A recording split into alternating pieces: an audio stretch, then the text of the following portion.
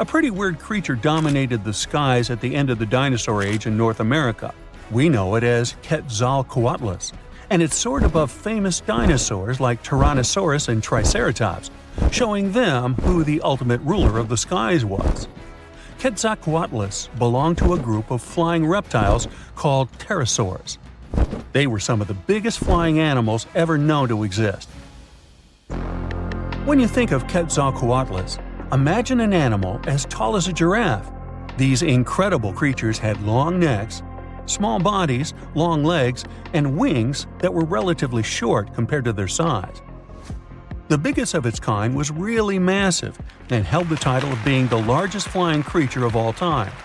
They had long, pointed skulls, while some also had short crests at the back of their heads. And for a long time, researchers were confused about how these giant pterosaurs hunted for food. At first, some even believed that Quetzalcoatlus and its relatives were like giant vultures that scavenged the remains they would find around. They drew such a conclusion because Quetzalcoatlus fossils were found inland, away from the coast where other big pterosaurs were found, such as the crested pteranodon. Plus, many thought these fellows were skilled at skimming, which means lurking over freshwater systems and catching fish. But it appears these massive animals were actually predators with excellent hunting skills. The exact technique they used to catch their prey remains a mystery, though. Now here's another cool discovery: a specific fossil as the oldest evidence of muscle tissue ever found. This fossil belongs to a group of animals that includes modern creatures such as jellyfish, corals, and sea anemones. And it looks so cool and unique, right? It has bundles of fibers arranged in a four-fold symmetrical pattern, similar to what we see in Nedardians today. This arrangement is different from any other fossil from that period. Now, this fossil may look weird, but it helps us understand the evolution of muscle tissue in animals. They, well, all of us actually, got new options for discovering different feeding strategies and generally new things to do thanks to muscles. And it's not like scientists usually get to study fossilized muscles. It's more that they learn about that based on how animals feed, reproduce, move, and do other things. So this cool fossil suggests animals may have had an earlier origin than we used to believe. Not much goes on in Iowa, which is why finding a huge 13,000-year-old mastodon skeleton made headlines. In 2022, a researcher received a photo of a massive femur believed to belong to a prehistoric animal. It took 2 years to secure funding for excavation, but in 2024, archaeologists finally dug in.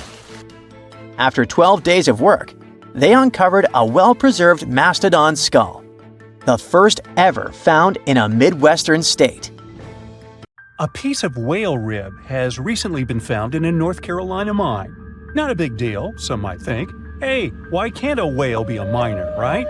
But this fragment offers scientists a unique glimpse at the interactions between prehistoric sharks and whales from around 3 to 4 million years ago. The thing is, 3 tooth marks embellish the rib. That means that the whale was once badly bitten by an animal with a super powerful jaw. Judging by the spacing between the tooth marks, and it reaches almost 2.5 inches. This animal could be a megatoothed shark. I'm talking about the megalodon. Or it could be a different shark species which was around at that time. The curvature of the shark's jaw shows that the animal was relatively small, between 13 and 20 feet long. Yeah, small. As for the whale, it seems to be the ancestor of a great blue or humpback whale. Researchers are amazed. You don't usually expect to find evidence of animal interaction and behavior preserved in the fossil record. After examining the sample carefully, they concluded that the shark must have gone away with a mouthful, but the whale had survived because most of the fossil fragment is covered with what is known as woven bone. It quickly forms in response to localized infection. Such bone isn't particularly strong, and later the body remodels it into compact bone tissue. But it takes time. The presence of this bone means that the healing was incomplete and the whale passed away 2 to 6 weeks after the unfortunate encounter. On the other hand, its demise could have been unrelated to the infection and injury. Only a handful of fossils show such kinds of interactions between ancient animals.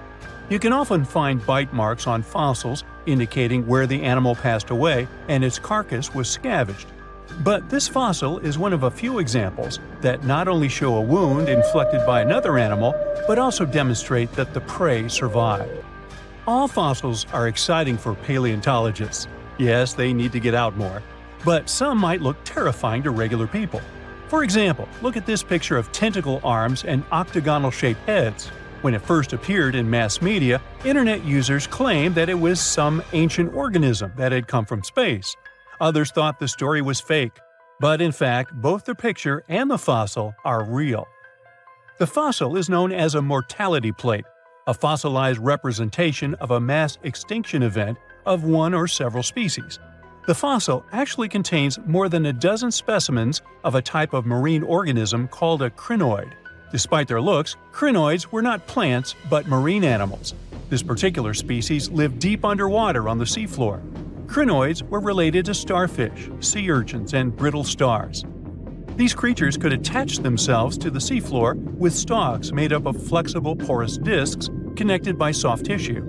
The stalks were hollow, and that's where the animal's nervous system was located. Crinoids absorbed oxygen through thin-walled tube feet. The creatures usually reached the length of more than 8 inches and had 5 arms lined with leathery-looking tentacle-like structures. They fed on plankton and sloughed off organic material. Now, even though these fossil finds seem to be super exciting, few creatures in the fossil record confuse scientists as much as the Tully monster. This curious sea creature sported a toothy, trunk-like snout and eyes splayed out on a rigid rod. But the most bizarre thing? It has been impossible to classify. Researchers have been considering a variety of organisms, for example, segmented worms, swimming slugs, and primitive eel-like creatures, since the monster was discovered in 1966. Recently, they have even tried to connect it to some species of jawless fish with a backbone-like structure. A team of scientists from Japan has used high-resolution laser scanners to examine the anatomy of Tully monster fossils in 3D. They concluded that the enigmatic fossil might be an invertebrate after all, and still, the true identity of the creature remains elusive. In the 1950s, amateur fossil hunter Francis Tully found a ghostly imprint of a torpedo-shaped organism with a huge tail fin in the Mizon Creek fossil beds in Illinois. Tully had never seen anything similar to the torpedo structure. He took his find to Chicago's Field Museum of Natural History. Paleontologists working there were baffled as well. Since then, scientists haven't been able to determine where the creature fits on the phylogenetic family tree, or where they should spend Thanksgiving.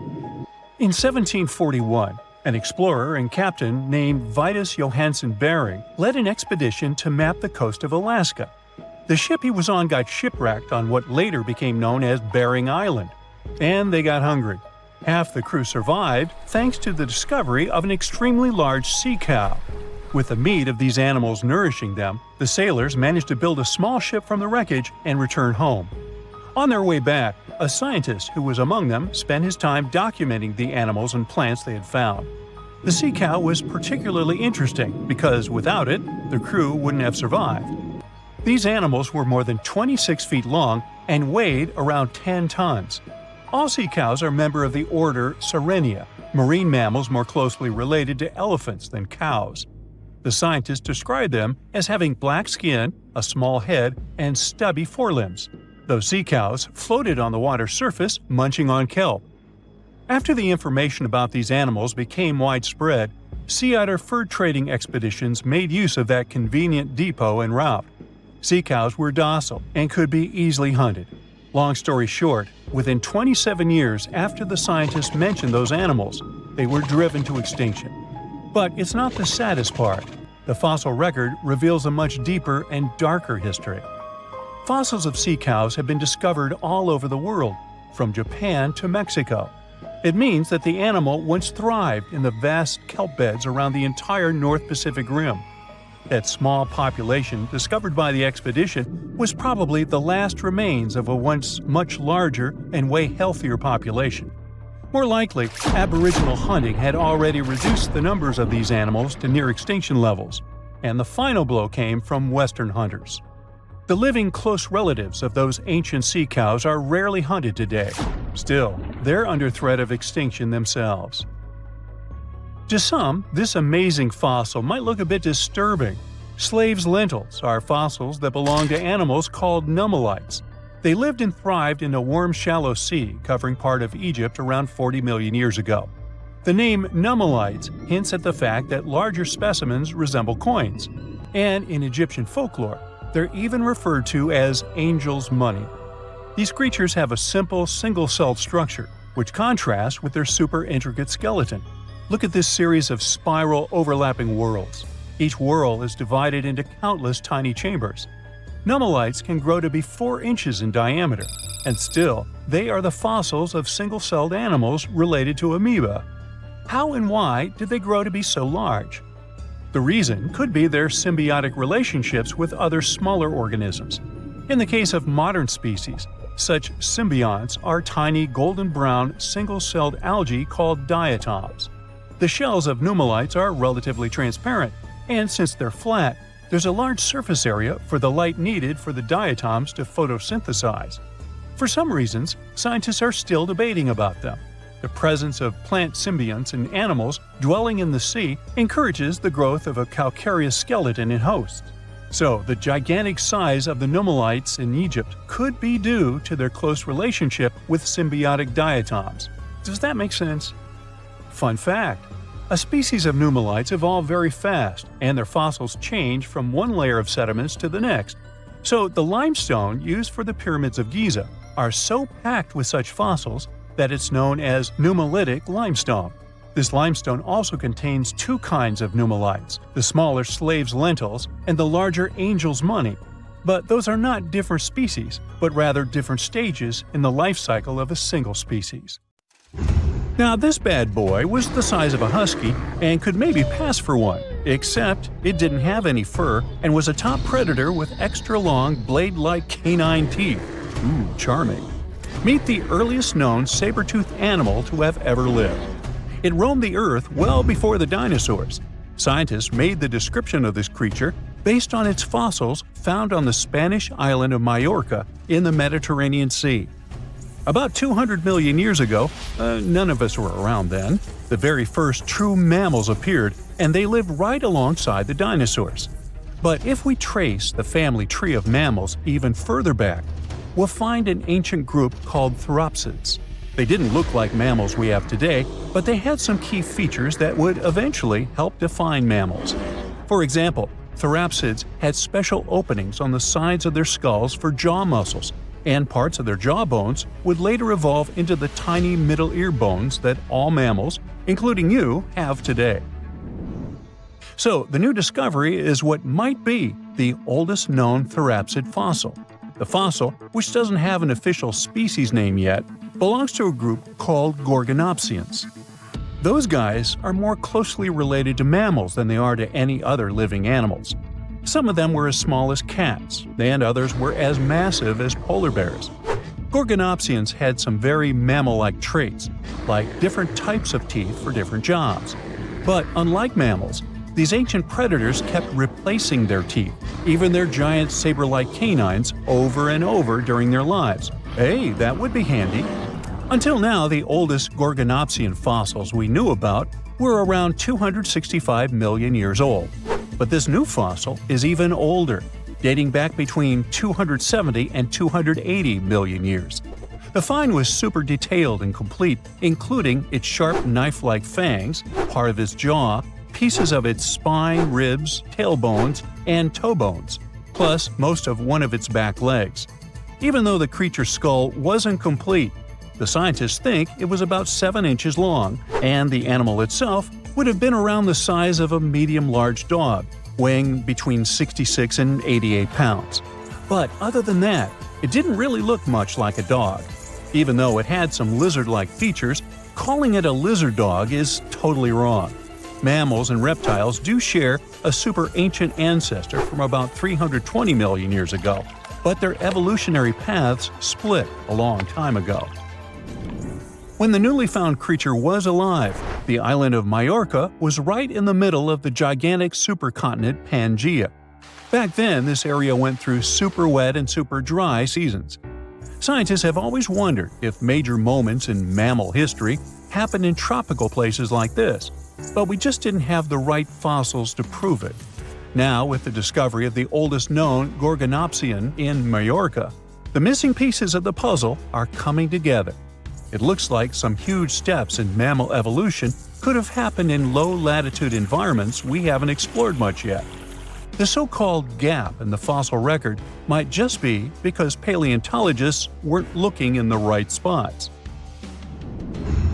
Our hero of the day wasn't the only cool guy rocking the planet before dinos settled in. Over 500 million years ago, the weirdest predators to have ever existed ruled the oceans. The name is a bit tricky to pronounce, so I'm not going to. Okay, it's Anomalocaris, but it just literally means unusual shrimp. This creature looked nothing like anything alive today. Scientists think it was the first true apex predator, the orca of its time. Anomalocaris was massive for its era, as it grew up to 3 feet from its sharp grabbing arms to the tips of its tail fins. For a while, everyone thought trilobites were its go-to meal, but new research shows it wasn't strong enough to crack open trilobite armor. So instead, it was a speedy, agile hunter with awesome vision, and it often picked off soft-body animals that zipped through the open water. Now, another really cool creature from pre-dino times is a fish that could walk on land. Tiktaalik lived in marshy rivers that looked a lot like today's Amazon rainforest. It could grow up to 9 feet long, and it found its prey in rivers and inlets like a modern-day freshwater crocodile. It had a flexible neck and even some early versions of lungs, and thanks to them, it could survive both in water and out of it. Why fish like Tiktaalik started moving toward land about 395 million years ago is still a bit of a mystery. Around that time, the ancient supercontinent called Gondwana was drifting closer to the land that would become North America.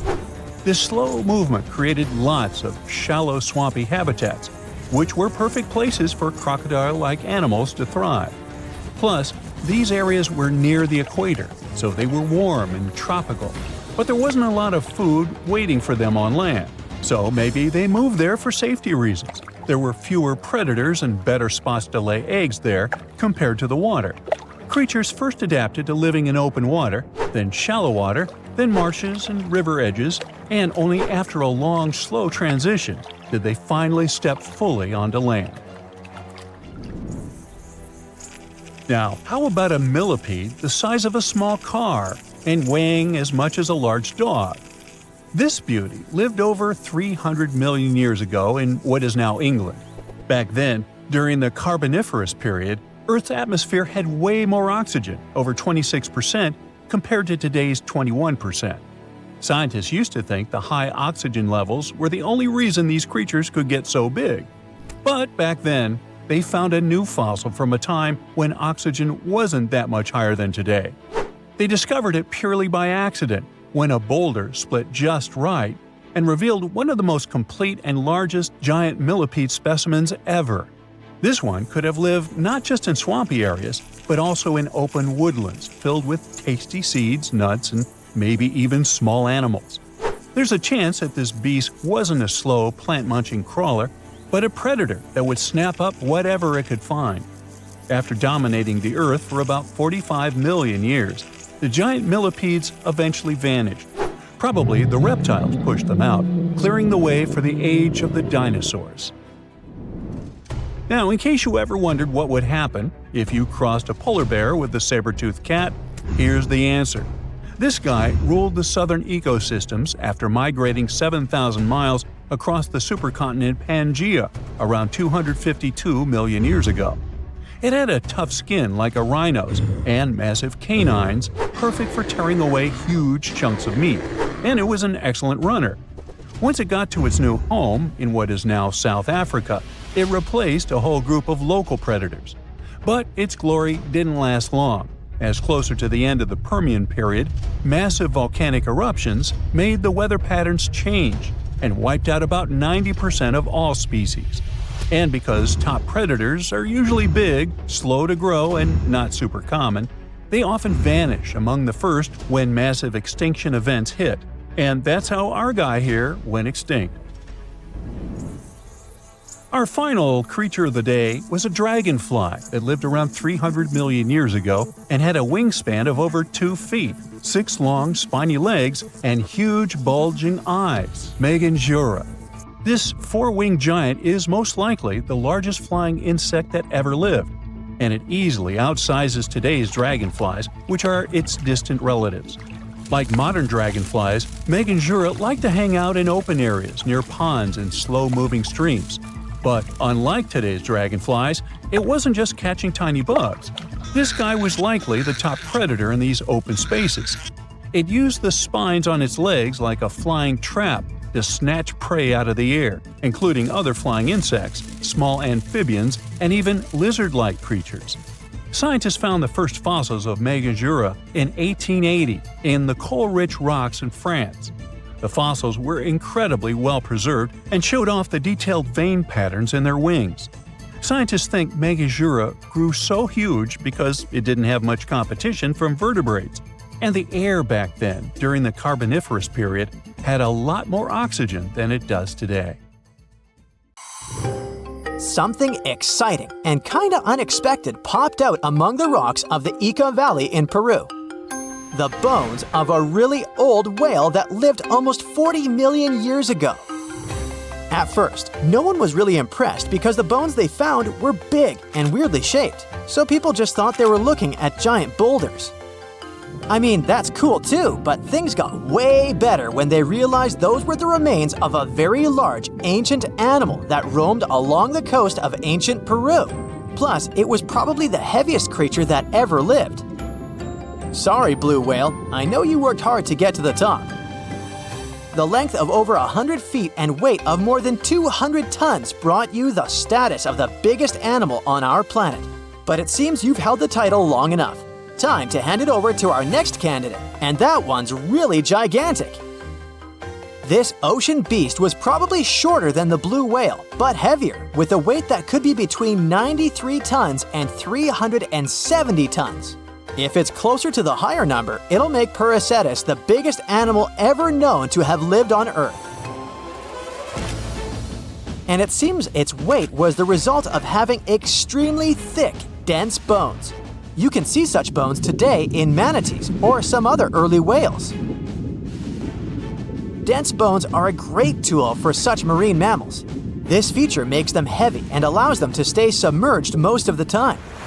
But at the same time, if their body was too heavy, they would end up sinking all the time, and they would waste too much energy to move back up to the surface.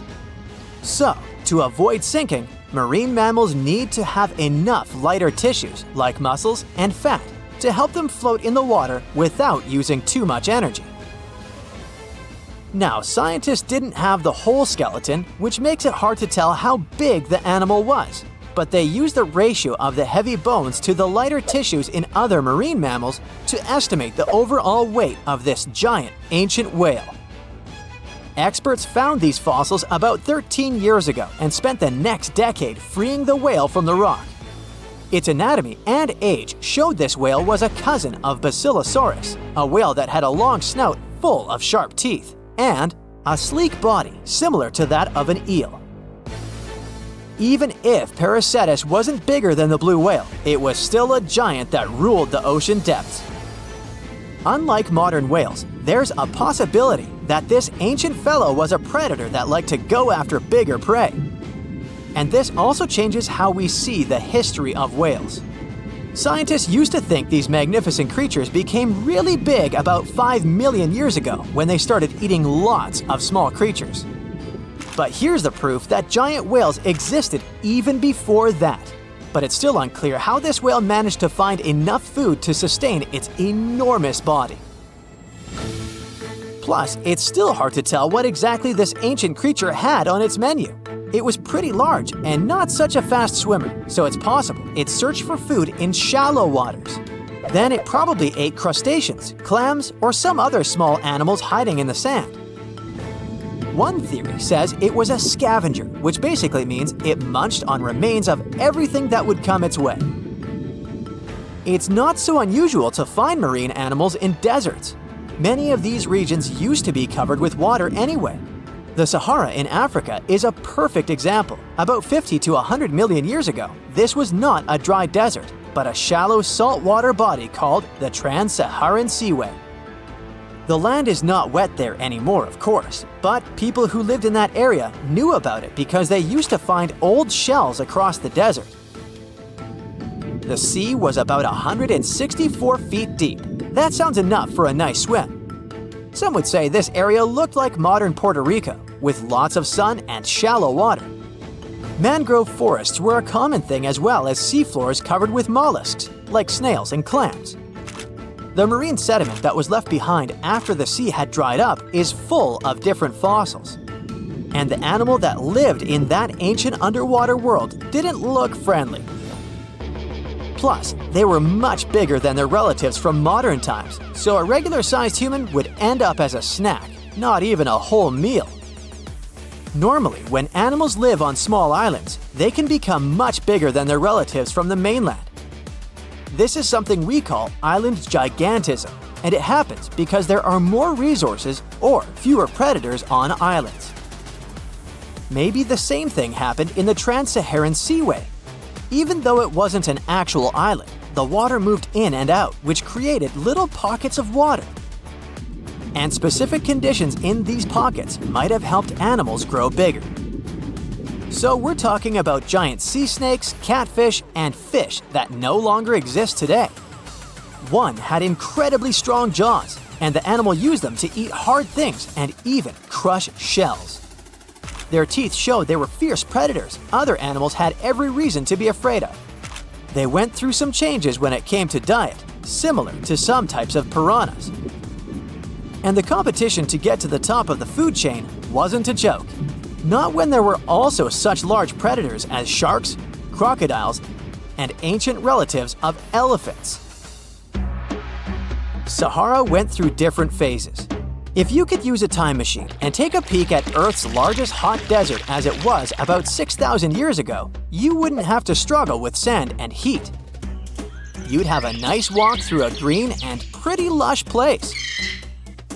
In the past, people who lived in that area didn't leave drawings on cave walls that showed camels, sand dunes, and scorpions. All those things you'd see in today's Sahara. Instead, they drew crocodiles. That's additional evidence that the Sahara used to have a lot of water and plants enough to support these big yet scary animals. Around 3 billion years ago, Earth might have been mostly covered with water. Today, it's about 71% of its surface, but it seems that our planet used to be a giant ocean world with no continents at all, just some scattered islands. Scientists studied special rocks in Western Australia that formed in a place deep under the ocean called a hydrothermal vent system. To explain this better, it's important to mention two common oxygen types, O16 and O18. O18 is heavier because it has extra neutrons. O16 evaporates from water more easily, and as researchers studied an old ocean floor, they found a lot of O18, more than in today's oceans. This way, they realized ancient Earth had less dry land than Earth today. Australia is a good spot to conduct these studies because a long time ago, it also used to be a beautiful place with large animals and lush rainforests. But as time went by, the land became drier and Australia had more deserts formed, such as the Great Victoria Desert. Rainforest remained only on the edges of the continent. What happens with deserts across the globe is called desertification. That's when land that used to be good for growing things turns into a desert or something similar. Our planet changes over time, together with its climate. But desertification also happens because of human activities, like mining, farming, and building cities. And when land turns into a desert, it's a problem because it can't support people and animals anymore. Food doesn't grow there. There's not enough clean water, and animals lose their homes. To help with this problem, there's a plan many countries agreed to. They decided to work with farmers to take care of the land, fix damaged areas, and manage water better. All in all, to make our planet a better place for life. Now here's something. Baltic amber is one of the most common resins found in the world. The reason for this is that due to the vast forests of pine, their numerous deposits are so common they provide wonderful treasures from long ago. Ants are especially common in the Baltic amber, which comes from pine trees. Its resin is rich in sugar, so the ants often live amongst the trees, close to the easy source of food. One block found in East Germany has preserved one ant that is estimated to be about 48 million years old. Think of the birthday cake. But what makes this find interesting is another animal inside the amber. It's a mite, notorious hunters in the insect world, capable of traveling at great speed. These guys quickly latch onto their hosts, sucking them dry. They're also capable of destroying entire hives in one go.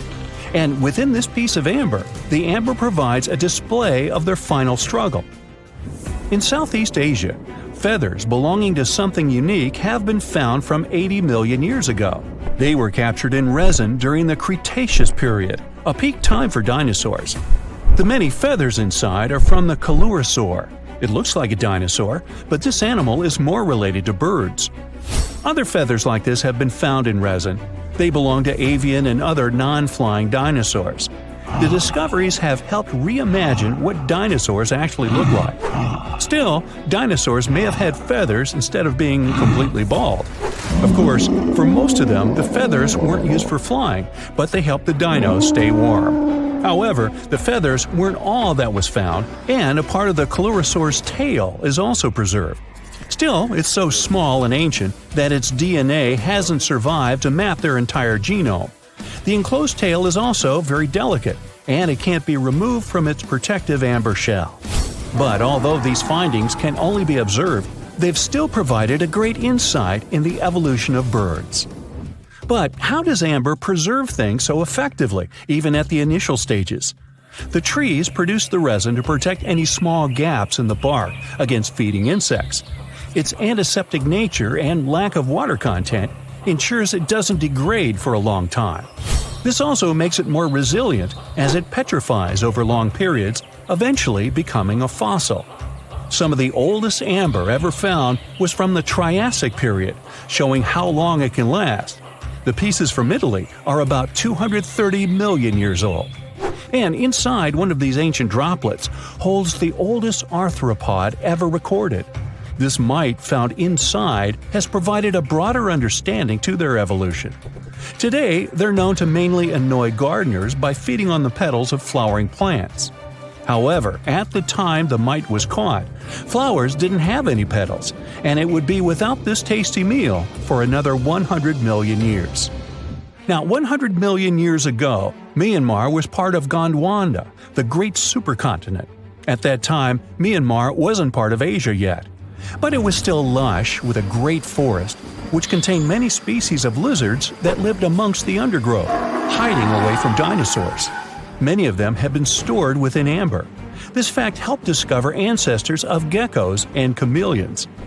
By using CT scans, scientists have analyzed them, providing a glimpse into the formation of their scales, teeth, feet, and claws. It also provided an understanding of how these archaic creatures once appeared. Although mostly pieces of lizards, by using modern technology, the scientists have been able to create 3D images of the lizard. These images can reveal how those guys appeared in their full form. The images show that they still retain some of their exact features to this day, like the chameleon's sticky pads used for climbing. A salamander fossil from around 20 million years ago is one of the most intact specimens ever found in amber. Details of its final moments show that it had been attacked before getting stuck in the resin.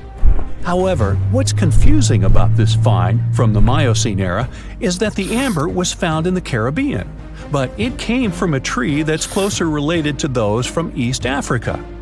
The lizard also has ancestry from the same area. Finds like this have opened a whole new understanding about how these small lizards migrated. It's expected that they would have ridden fallen logs, which took them across the seas to new homelands. not only to the Caribbean, but to all continents except for Antarctica. Nobody goes there, it's too cold. In the Dominican Republic, you can find some of the rarest of all ambers. This Dominican amber came from neotropical forests from around 20 million years ago. Many of the trees that made the resin are now extinct. The amber is almost completely see-through and can come in an array of beautiful colors. The most common colors are red, yellow, and even blue, and are easily mistaken for gemstones.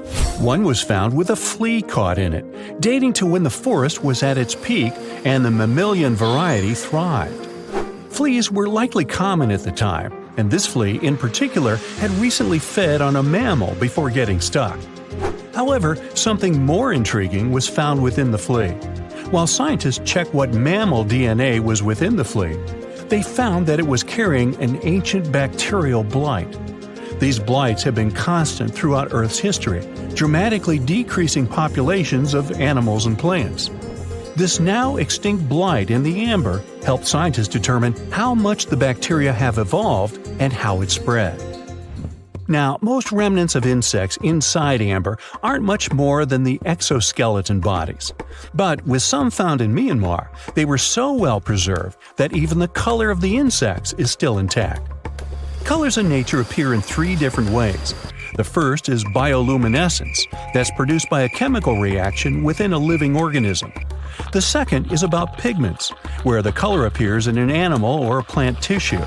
The third is called structural coloration, and the production of colors here is explained by microscopic surfaces fine enough to react with the light.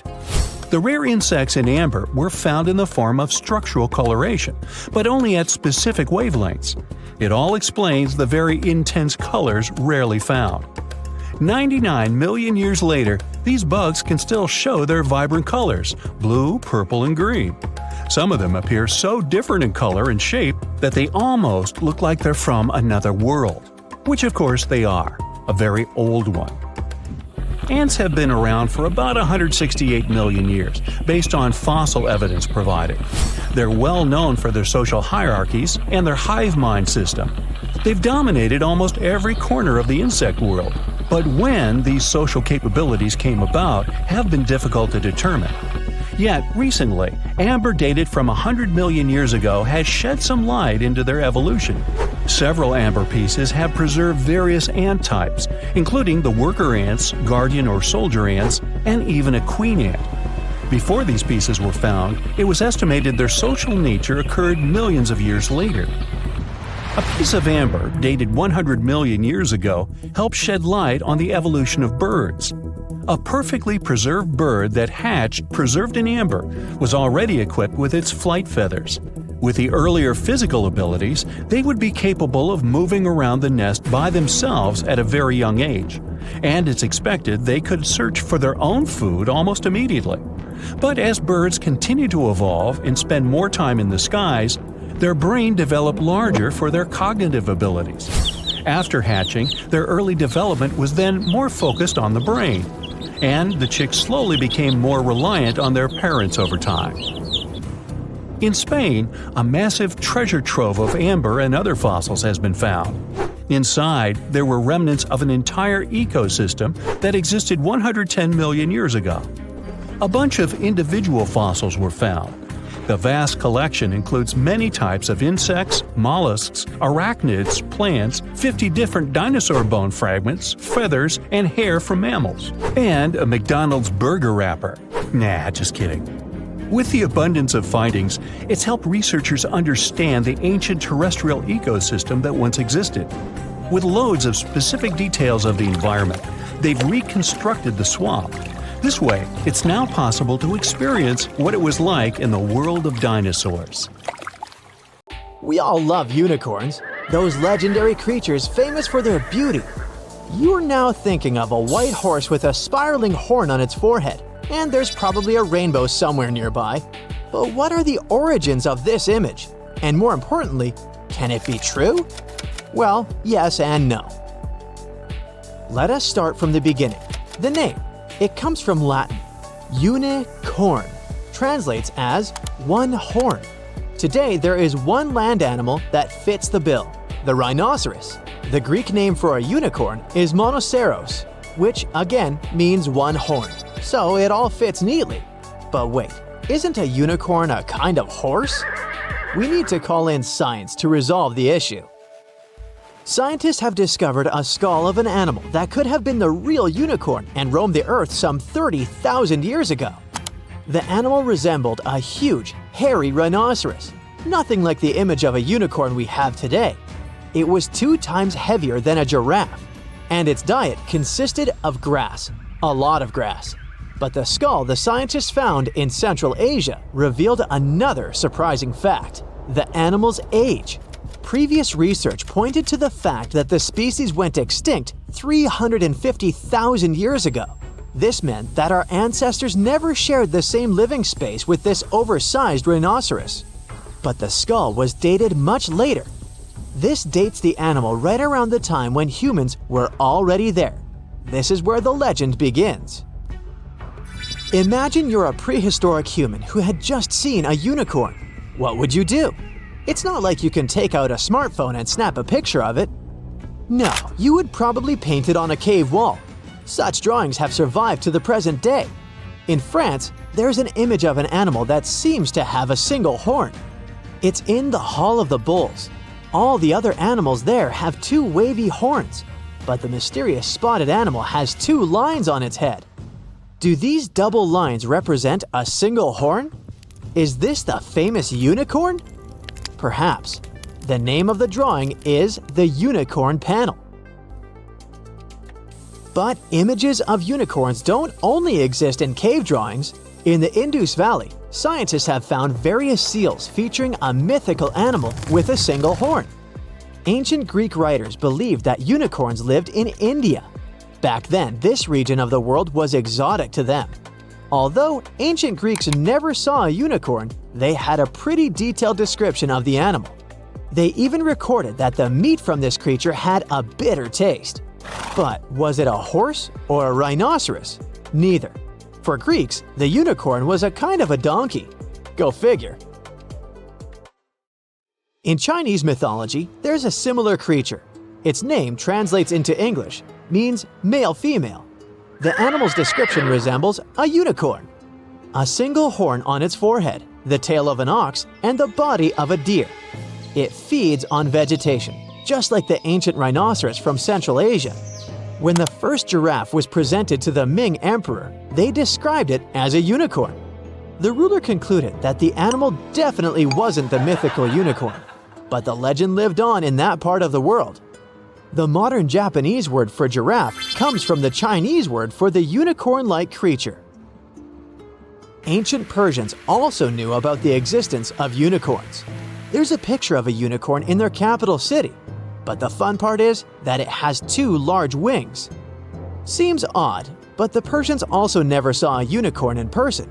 For them, like for the Greeks, it was a being that lived outside the known world. That's the reason why we're so fascinated by unicorns today. We find accounts of such creatures in the writings of Aristotle and even Julius Caesar. These famous people claimed that animals resembling unicorns lived in the forests of Germany. The modern image of a unicorn originated in the Middle Ages and the Renaissance in Europe. People back then had quite the imagination. They showed unicorns in book decorations. According to ancient scribes, this animal was ferocious. Its main enemy was the elephant. The people in medieval times thought highly of an animal they had never seen.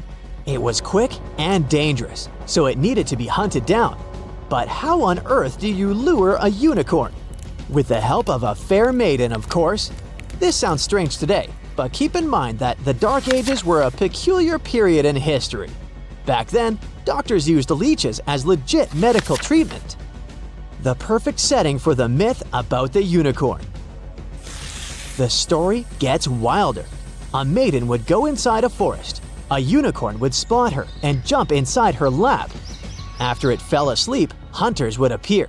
They would then capture the unicorn and take it to the king. But why were Europeans impressed by the unicorn? Because of its horn. They believed that it had magical power.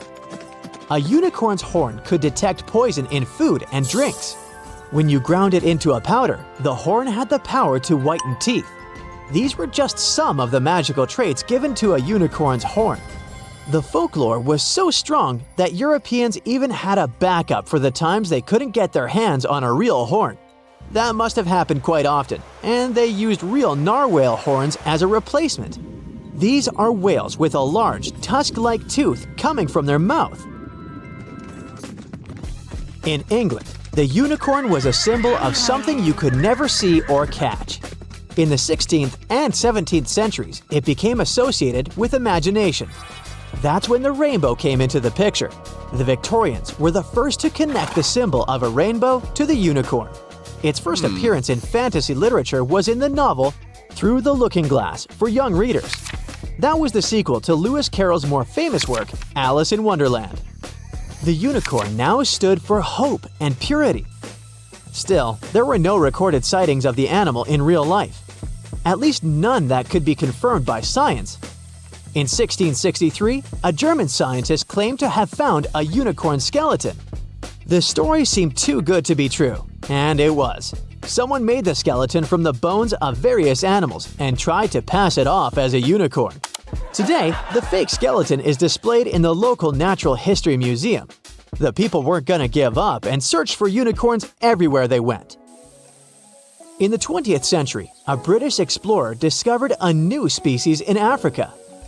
It had a small bump in the corner of its head. The public nicknamed the mysterious animal the African unicorn. But this wasn't true. Now we know this is an okapi. It's most closely related to a giraffe, but it looks like a zebra in the back part of its body, and its head resembles a deer. It's an impressive animal, but it's not even close to the elusive unicorn. One of the latest alleged sightings happened in 1991. An Austrian biologist reported seeing a unicorn in a forest in Germany.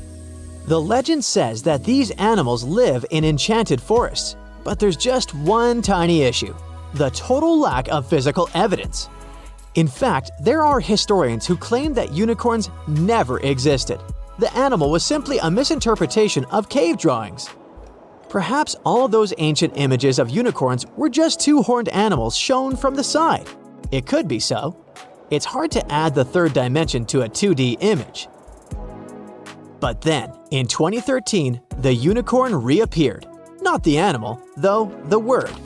An American venture capitalist came up with the term to refer to startup companies with a value of over $1 billion. She chose this word because these companies are as rare as the mythical animal.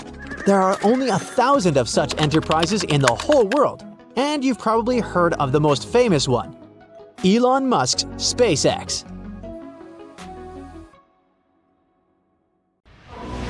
Ooh, from giant spiders to venomous snakes, we all get freaked out by Australian creatures. Yeah, me too.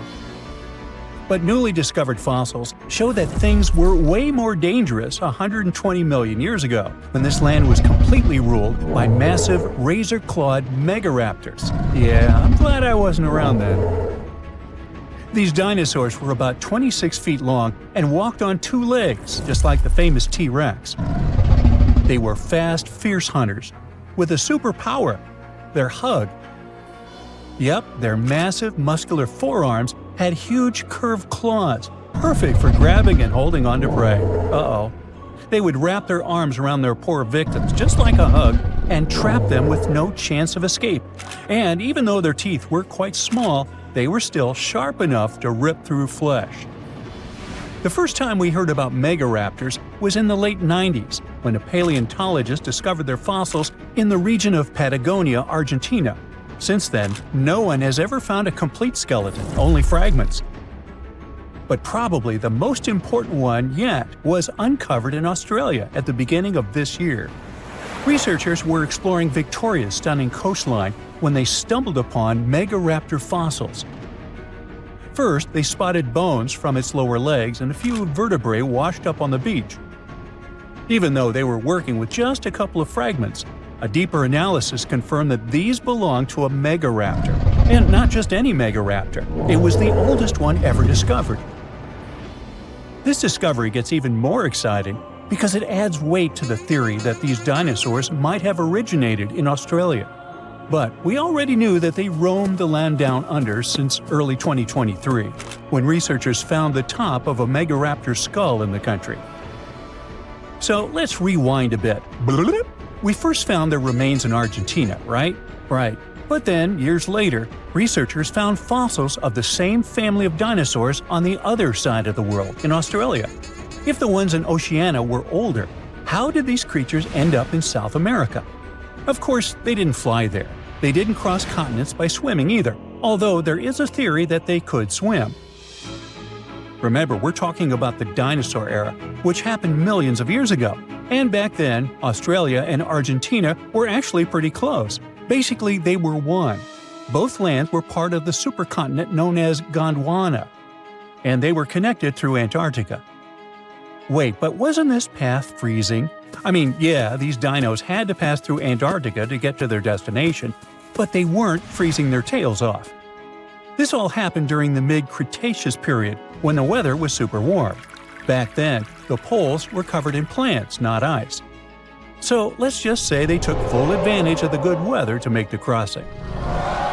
Now, about 180 million years ago, Gondwana started to break apart. At some point, Australia drifted away from the supercontinent, cutting it off from other landmasses, including South America. That's why the same dinosaurs showed up in completely different parts of the world. Mystery solved. Now, let's get back to that recent discovery. The researchers didn't just find a few traces of megaraptors on the beach. In total, they uncovered 250 dinosaur bones at the site, but only 5 of them were really important. They belonged to 3 different species of dinosaurs that, as it turns out, all lived in Victoria at the same time. So yeah, we've already talked about those first 2 bones. They were from the Megaraptor. Next, we have a shin bone from a Unenlagiine. That's my best shot at pronouncing it. It's a dino also known as the southern raptor. This is a type of dromaeosaur with a long snout. And the last 2 shin bones of different sizes came from a Carcharodontosaurus, whose name means shark-toothed lizard. This one is a particularly big deal for 2 reasons. Number 1, it's the first evidence that this species lived in Australia. And number 2, it was small, and that is pretty surprising since we've always thought of this species as being massive. Fossils found in Argentina, for example, show this dinosaur reached a length of about 36 feet. But the one in Australia was much smaller, measuring only around 6 to 10 feet long. And that's still plenty big. Basically, what we're saying is that the way predators were ranked in these 2 parts of the world was completely different. In South America, Carcharodontosaurs grew to massive T-Rex-sized giants, towering over megaraptors and dominating the landscape. But in Australia, it was the complete opposite. There, huge, powerful megaraptorids roamed the land alongside smaller Carcharodontosaurs. So the predator dynamic was different. And all of this just shows how unique the ecosystem in Victoria was back then. Although isolated dinosaur bones have been found in Western and South Australia, most of the fossils come from the eastern part of the country, like Queensland. And there, researchers dug up something really, really rare – a well-preserved dinosaur skull. The study shows that this bone belonged to the 4th discovered specimen of Titanosaur. This group includes those massive long-necked dinosaurs. They look like the Brachiosaurus, but some of them were even bigger, reaching 120 feet long. The skull, discovered in 2018, belongs to this guy, whose pronunciation is above my pay grade, and the research points out that it roamed the Earth around 98 million years ago. Thanks to this find, scientists were able to recreate for the very first time what its face might have looked like. Probably after checking out the illustration, they thought, hey, it looks a lot like its cousin. They were talking about another species of Titanosaur, this other unpronounceable guy. And guess where they used to live? Yep, in Argentina. So, this research also supports the theory that dinosaurs crossed between South America and Australia during the mid-Cretaceous period. Now, this wasn't the only secret buried in Queensland, though. In 2024, researchers working there discovered the fossilized remains of a new species of pterosaur, about 100 million years old. These creatures were the first vertebrates that could actually fly, existing alongside dinosaurs. They were massive, powerful predators with wingspans of up to 36 feet.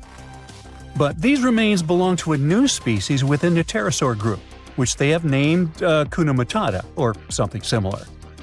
Compared to their cousins, they were on the smaller side, with a wingspan of about 15 feet. Still, that's bigger than a snowy albatross, the largest flying bird we have today. This species of pterosaurs were terrifying beasts, flying over the ocean to hunt for prey. Once they spotted their victim, they'd snap open their 60-centimeter jaws, filled with sharp spike-like teeth, and, well, I guess there was no escaping that. The last incredible discovery we're talking about today also comes from Queensland. For over 20 years, students walked past a plain-looking rock at Biloela State High School completely unaware that it held 66 dinosaur footprints, and they date back about 200 million years. These prints were made by a group of these Latin-named guys. They were small dinosaurs with 3 toes on each foot, and it seems like they were all over Queensland around that early Jurassic period. The rock they found at the school worked like a snapshot, giving us a better idea of what these dinosaurs were like and how they behaved.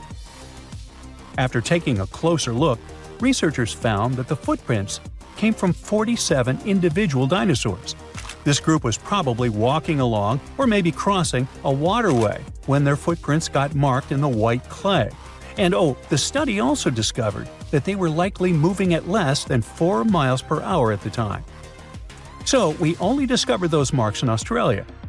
But fossils of the same species found in other countries showed that they had these long legs, a big chunky body, short arms, and this tiny head with a beak. But honestly, they don't sound as scary when you realize they only ate plants. Whew.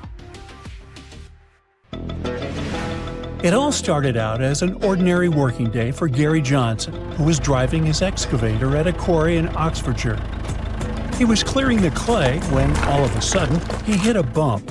It turned out to be a huge footprint, and no animal from today could have possibly left it. Then, Gary noticed another huge footprint, just 10 feet ahead, and then another one. He soon realized those could be dinosaur footprints. And he was right. There were a total of about 200 huge footprints from 166 million years ago, or the middle of the Jurassic area, crisscrossing the limestone floor. Scientists started digging at the location in June 2024. The longest trackways they found are around 500 feet long. It wasn't the first major discovery in the area. Back in 1997, they found 40 dinosaur tracks nearby while digging in a limestone quarry. This time, the team took 20,000 photos of the new prints and made 3D models using flying drones. In total, there were 5 pathways at that site. 4 of them were made by sauropods, which were huge plant-eating dinosaurs that walked on all 4 legs. Their footprints kind of look like giant elephant prints, only way bigger, because these dinos could grow up to 60 feet long, about 2 times as long as a London bus. The 5th track might have come from a megalosaurus, a carnivore. Its footprint looks like the kind you'd see in a cartoon. It's called a tridactyl, which means it has 3 big, clear toes. Hey, just like me. Kidding. Unlike previous dinos, these guys could walk and even run on there too. Back then, the area they lived in was like a warm, shallow lagoon, and these dinosaurs squished through the mud, leaving their footprints behind. The footprints can help us learn how fast the dinosaurs moved, how they walked, how big they were, and what kind of environment they lived in. You can't learn all that from bone fossil records, which makes this discovery super important. Scientists think that a big storm helped save the prints in such great condition. It could have dumped a lot of mud on top of them, keeping them safe from being washed away. Just several months after the Oxfordshire discovery, scientists found over 260 matching dinosaur footprints more than 3,700 miles apart on different continents, in Brazil and in Cameroon. When they studied these prints, they realized they were about the same age and shape and came from the same type of land and plate tectonic contexts. Northeastern Brazil, and what is now Cameroon in Africa, is one of the last tiny land bridges where dinos could cross between the landmasses freely before the continent of Gondwana broke away completely, around 120 million years ago. Africa and South America started drifting apart around 140 million years ago, and the South Atlantic Ocean slowly filled the gap between them. As the land split, big basins formed, and rivers and lakes began to fill them up. The footprints were found in those very basins on both sides of the ocean. Most of the prints were made by three-toed theropods, which were meat-eating dinosaurs. But there were also prints from sauropods and ornithischians, who were herbivores. The plants in those river valleys fed the plant eaters, which helped build a whole food chain. And the muddy ground helped preserve the dinosaurs' footprints, just like in England. The latest footprint discovery, this time in the Scottish Isle of Skye, helped scientists learn something new about the dino habits. So far, they've found more than 130 footprints at Prince Charles Point. And it turns out that huge meat-eating dinosaurs and their plant-eating prey shared the same water here 167 million years ago. Some of the tracks were made by megalosaurs, meat-eating dinosaurs that were early relatives of the T-Rex. Others were from huge long-necked plant eaters. Some of them were 3 times bigger than an elephant. The scientists looked closely at the footprints to figure out how the dinosaurs walked and moved around. They believe the dinosaurs were hanging out near shallow freshwater lagoons, just like animals today gather around watering holes. Another important discovery from the Isle of Skye is 2 super rare fossils that are helping scientists rewrite the whole evolution of mammals. Some shrew-like creatures today live just around 1 or 2 years, right? Well, those little guys used to stick around for 7 years or even longer. Scientists found 2 nearly complete skeletons of it on Skye. One was a grown-up and the other was a young one. To figure out how these animals lived and grew, scientists used high-tech X-ray scans to look inside the rock and check the teeth, kind of like counting tree rings to find out how old the tree is. The younger creature was still changing to adult teeth, but was already about 2 years old, which is very unusual for small animals. It lived in the area during the Jurassic period, when Skye was warm, tropical, and full of shallow seas and thick forests. Back then, these tiny and strange early mammals were just starting to appear in a world ruled by dinosaurs. But they were the beginning of the long line of mammals that would one day include cats, whales, and humans. Scientists are learning about the final days of dinos from a new fossil site in Argentina. Most of what we know about the impact of that dramatic asteroid hit comes from North America, where T-Rex and Triceratops once lived. But now, we get to see what happened further south. The team of scientists working in a local quarry found bones from hadrosaurs, which are pretty rare in South America. Long ago, this desert area was warm and full of plants like ferns and palms. There was a stream flowing through wide flat lands, which helped bury and preserve the animals that lived there. Back in 2020, scientists were exploring the area when a paleontologist found a dinosaur foot bone. They kept looking even through heavy rain and discovered a whole group of fossils, not just from one dino, but from several of different ages, maybe even a whole herd. Another super important discovery here was a tiny mammal jaw with 5 teeth found just 2 hours after searching the site. The jaw came from a small plant-eating mammal. These creatures were about the size of a chipmunk and had very special teeth with ridges and grooves for chewing plants. This was the first time a mammal jaw had ever been found in that whole area, and it made scientists realize the site could tell them more than just dinosaur stories. The team also found a tooth from another dinosaur and a claw from a smaller predator. All the fossils found here could help answer some big scientific questions, like were the dinosaurs already slowly disappearing before the asteroid hit, like they probably did up north? And what happened to the animals that survived the asteroid hit? Several years ago, scientists found another fossil, this time encased in amber, that came back from a time when dinosaurs walked the earth. The world looked very different, but it also had some surprising things in common with today. Back then, the night skies were also lit up by glowing fireflies, and the dinos probably watched them like we do. The amber is 99 million years old, and this special firefly is only the second one ever found from the Mesozoic era. Finding these kinds of fossils is really hard, because fireflies have soft bodies that don't turn into fossils very well. That makes it tricky for scientists to figure out exactly how and when these beetles started to glow. But now, thanks to the newly found firefly, they believe the glowing started at least 100 million years ago. The fossil helps fill in the gaps in the evolution of fireflies and their ancestors. It shows that important parts, like their glowing bellies, have stayed the same since the middle of the Cretaceous period.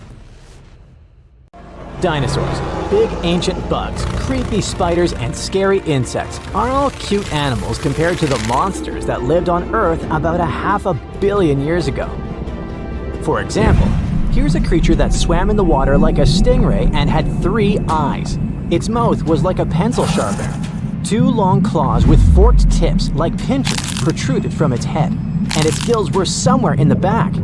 This is not a thing from a sci-fi movie. This is Mosura. Its remains are preserved in excellent condition.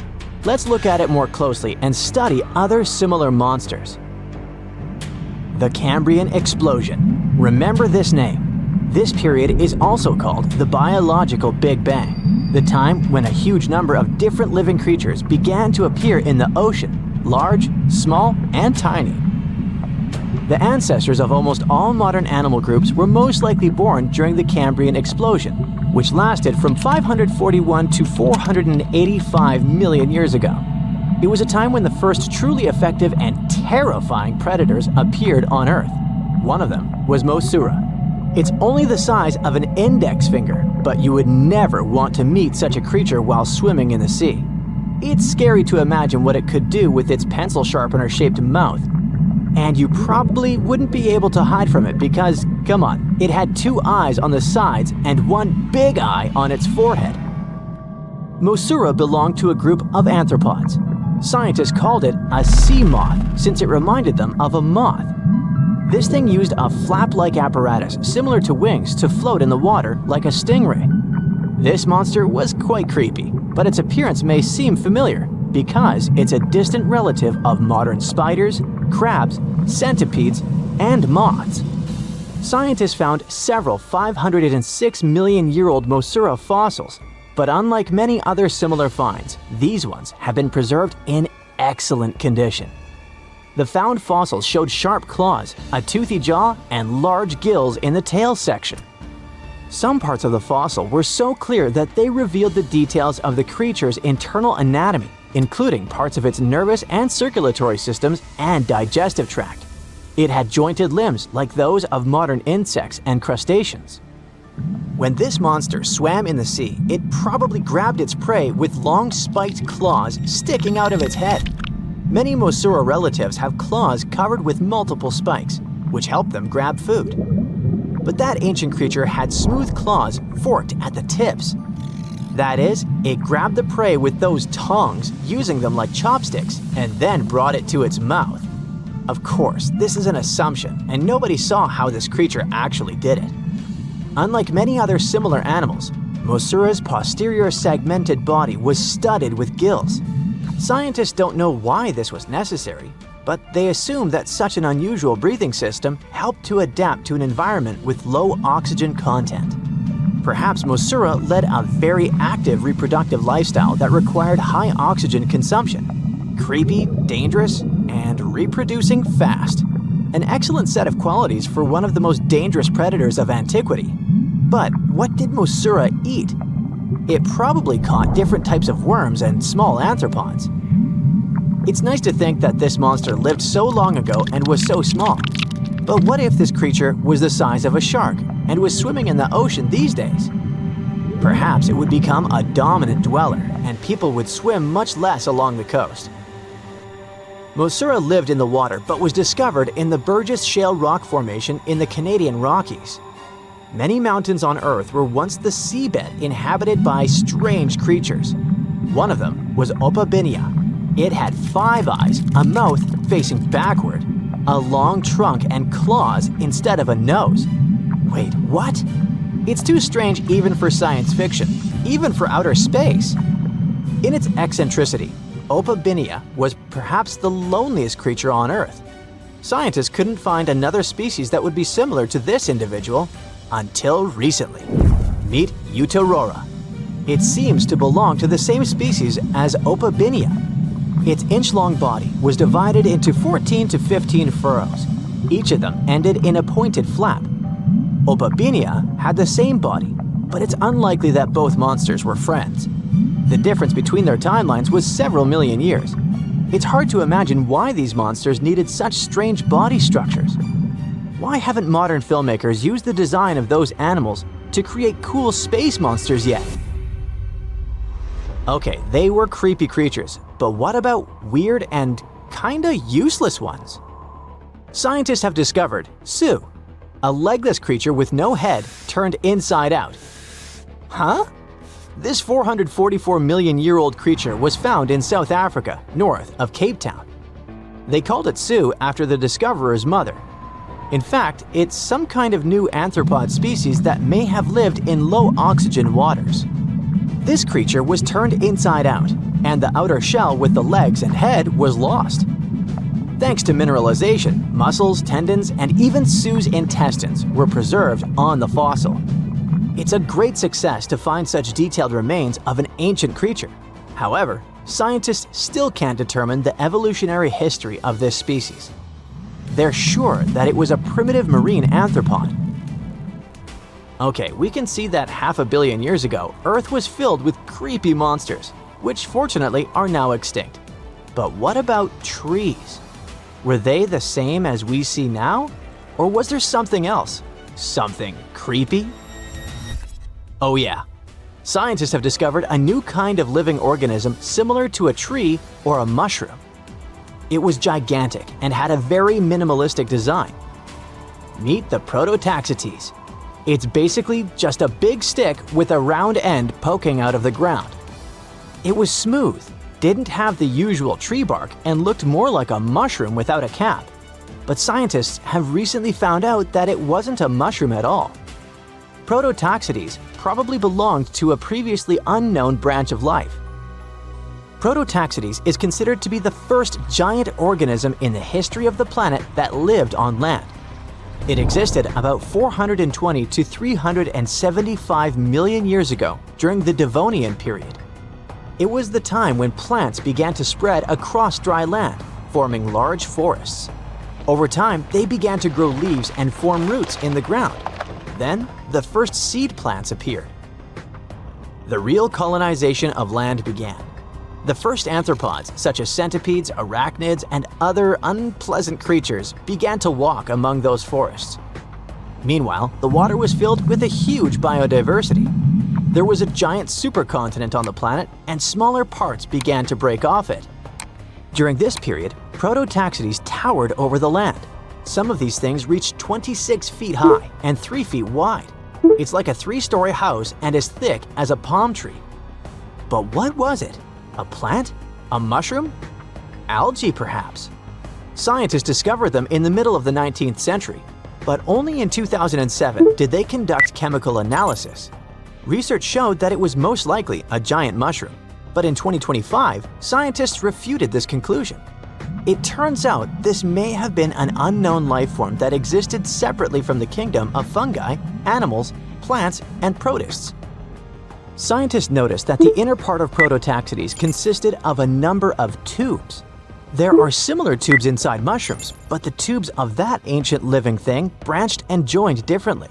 They even had a different chemical composition. The main building block of mushrooms is chitin, but the Prototaxites contained chemicals similar to lignin, a substance found in the bark of trees and other plants, and its anatomy differs from the structure of any other organism known to us.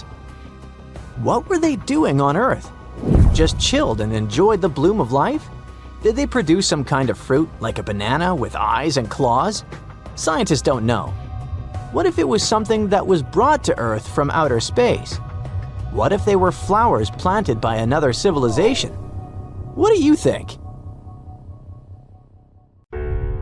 Now, if Earth's history were a movie, we humans would only take up the last second of the end credits. Our planet has been around for about 4.6 billion years, but our human story began about 300,000 years ago in Africa. Now, our ancestors had some wild adventures in nature. They could have run into creatures so big they'd make today's elephants look like puppies. The woolly mammoth is a pretty famous animal, sure. His cousin, though, the Columbian mammoth, not so much. This giant used to roam places from Canada all the way down to Mexico. Unlike the furrier woolly mammoths, which hung out in colder places, these animals had shorter hair, resembling huge elephants. They also had incredibly large tusks, like 12 feet worth of spiraling, sturdy tusks. And they weren't just for show, they came in handy when facing predators. That includes our ancestors. If you think about sloths these days, you're picturing these adorably slow creatures. They couldn't possibly be in your list of most dangerous animals. Well, their grandparents might have. For starters, we call them ground sloths, and they vary a lot in size.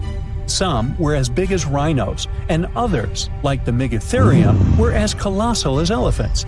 Imagine seeing a 20-foot-long sloth which doesn't mind chewing on some meat every now and then, at least in theory. Ever heard of Bigfoot? Well, our next animal kind of looks like him, but is a distant cousin to orangutans. Meet Gigantopithecus, the largest primate to ever call our planet its home. Standing tall at 10 feet and weighing more than 600 pounds, these animals were amazing to look at in real life. Unlike Bigfoot, they weren't constantly hiding. In fact, it's believed they were peaceful and gentle creatures. Sadly, they faded away about 100,000 years ago, mainly because their food sources slowly became unavailable. Those lush, fruity forests they called home eventually turned into dry grasslands. Next on our list is the cave hyena.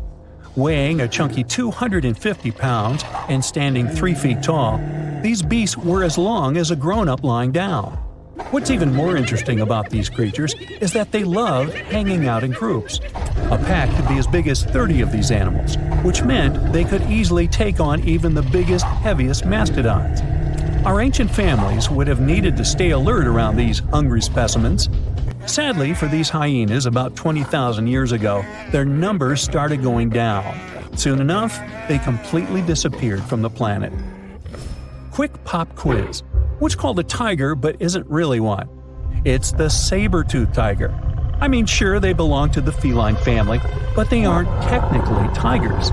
First appearing around 42 million years ago, in July, I think, many of their kind were gone before we even showed up. However, early Americans might have bumped into a couple of specimens from this group. If that really happened, it would have been quite the encounter. Think of the biggest wild lion today or the hefty Siberian tiger. These big cats also had some incredible features hidden in their fur. They were good at sneaking around, hiding, and pouncing on mammoths bigger than themselves. Their bite wasn't that strong, but they could open their jaws wide, like twice as much as a lion. And although their teeth were a bit on the weak side, they had buff forearms to pin down their dinner, giving those big fangs a purpose. Not the kind of kitty you'd want to play with. Dire wolves made their debut about 250,000 years ago. They were like the gray wolves we know today, but a lot stronger. While wolves these days stretch out to about 6 feet and tip the scales at 170 pounds max, dire wolves were about 5 feet and about 150 pounds. Found all over North and South America, they had admirable jaws, biting nearly a third harder than their modern counterparts. Also, their favorite snack was horses. But just like many other majestic beasts of the past, they faded away around 10,000 years ago. Now, names can be deceiving. Take the American lion, for example. It's not really a lion, it's more of a panther's big cousin. The other part of the name is correct, though. They did live in America about 330,000 years ago. This feline was no lap cat either. They were at the top of the wildcat pyramid, weighing a colossal 772 pounds. That's like stacking 4 grown men on a scale. Even the mighty African lion would look a tad bit shy beside these beasts. With the muscle to take down a bison, you wouldn't want to accidentally interrupt their dinner. They parted ways with this planet around 11,000 years ago, right after the last ice age. Now, down in Australia, about 50,000 years ago, I wasn't around then, there lurked a relative of the Komodo dragon, the Megalania. Experts love to have debates on how big it was. Some say it stretched out to 23 feet. Others think it was just about 11 feet long. Either way, they were basically mega-sized Komodo dragons with a dangerous bite. If you think bears are already big and fluffy now, let's introduce the short-faced bear. While this big creature stood on its hind legs, it towered at 14 feet. With long limbs, they could outrun today's bears, hitting speeds up to 40 miles per hour. These ultra bears sadly disappeared around 11,600 years ago. Now imagine a crocodile. Okay, imagine that same crocodile, only supersized, with sporty legs, doing its thing in Australia about 1.6 million years ago. Well, say hello to the quincana. These crocs were extremely large, reaching 23 feet. And no, they weren't lazy river loungers. These creatures really love spending time on land. They evolved to have strong legs for their chases and razor-sharp teeth designed for slicing, not gripping. When did we stop sharing beaches with them? About 40,000 years ago. The name elephant bird might not sound familiar, but try to picture a bird that stood tall, as high as a basketball hoop at 10 feet, and weighed as much as a small car, 1,500 pounds.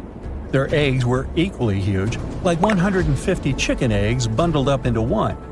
Now, as amazing as these birds sound, there's a lot we still don't know about them. They're hard to study, as most extinct animals are. Still, some recent studies have given us some clues. Scientists have been examining ancient molecules from their fossilized eggshells. It's an awesome piece of evidence, since these birdie shells were thick, preserving precious DNA inside. Plus, there are tons of these eggshell fragments sprinkled all over Madagascar's beaches. Because of these findings, we now know these birds were herbivores and loved eating leaves and seeds.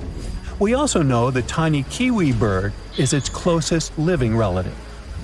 Now, dodos were these amazing birds we also used to share the planet with. They're like distant cousins to Asian pigeons. To give you some perspective, imagine a chunky bird weighing about 50 pounds. Similar to chickens, turkeys, and ostriches, dodos were also the types of birds that couldn't fly. Their wings were small, and they had the muscle strength of, well, a wet noodle. Now, you might have heard the word dodo used as a name for creatures that aren't that bright. Don't get confused, though, by this name. These birds were in fact intelligent. Scientists were able to figure that out by studying their fossils. It turns out that they were good at smelling stuff, unlike most birds that are all about the visuals. These creatures aren't around for us to study anymore, but that might change. One evolutionary biologist is on a mission to fully understand these amazing ancient birds. On that note, she revealed that the dodo's DNA has been completely sequenced.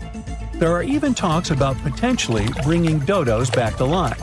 They would make a nice addition to the lovely beaches of Mauritius, the place they used to call home many, many years ago.